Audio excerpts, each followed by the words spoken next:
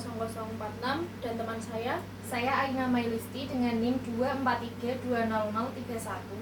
Saya Sri Sayani dengan NIM 243200063. Saya Alia Suci Ramandani dengan NIM 243200043. Kami di sini ingin mempresentasikan tugas makalah kami yang berjudul Makalah Urgensi Pengembangan Kurikulum 2013 Revisi ke Kurikulum Merdeka dengan dosen pengampu yaitu Bapak Yogi Agung Sri Legowo MPD. Pertama yang menterbelakangi yaitu pendidikan selalu mengalami perubahan seiring berkembangnya zaman dan kebutuhan masyarakat. Dalam proses tersebut, kurikulum memegang peran penting karena menjadi acuan utama dalam pelaksanaan pembelajaran. Kurikulum tidak bisa bersifat tetap, melainkan harus menyesuaikan dengan kondisi peserta didik, kemajuan ilmu pengetahuan, serta tuntutan kehidupan di masa kini. Jika tidak mengikuti perkembangan, maka tujuan pendidikan akan sulit tercapai secara maksimal. Peralihan dari kurikulum 2013 ke revisi kurikulum merdeka muncul bukan tanpa alasan. Dunia pendidikan menghadapi tantangan yang cukup besar, terutama setelah pandemi COVID-19 yang menyebabkan terjadinya penurunan capaian belajar siswa atau yang dikenal dengan learning loss. Dalam situasi seperti ini, kurikulum 2013 yang cenderung pada materi dirasa kurang mampu mengakomodasi kebutuhan pembelajaran yang fleksibel. Oleh karena itu, pemerintah mulai memperkenalkan kurikulum merdeka sebagai alternatif lebih menyesuaikan dengan kondisi nyata di lapangan. Setelah itu, untuk rumusan masalah kami ada dua, yaitu yang pertama ada apa yang terbelakangi terjadinya perubahan kurikulum, yang kedua apa saja kelebihan dari kurikulum merdeka. Tujuannya yaitu untuk mengetahui latar belakang terjadinya perubahan kurikulum, yang kedua untuk mengetahui macam-macam kelebihan dari kurikulum merdeka.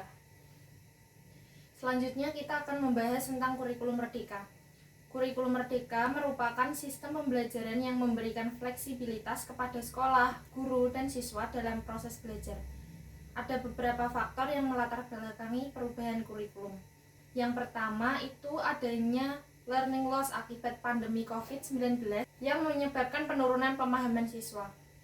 Yang kedua, kurikulum 2013 dianggap terlalu padat sehingga guru itu lebih fokus mengejar target materi daripada pemahaman siswa. Yang ketiga, adanya kebutuhan pembelajaran yang lebih fleksibel. Jadi setiap daerah memiliki karakteristik yang berbeda sehingga guru perlu kebebasan dalam menentukan metode pembelajaran yang sesuai dengan kebutuhan siswa. Setelah itu ada faktor berikutnya adalah pentingnya pengembangan karakter dan soft skill melalui profil pelajar Pancasila yang meliputi beriman, mandiri, bernalar, kritis, kreatif, gotong royong, dan berkebinekaan global. Selain itu, kurikulum merdeka hadir untuk menyesuaikan perkembangan zaman yang menuntut kemampuan berpikir kritis, kreativitas, kolaboratif, dan pemanfaatan teknologi.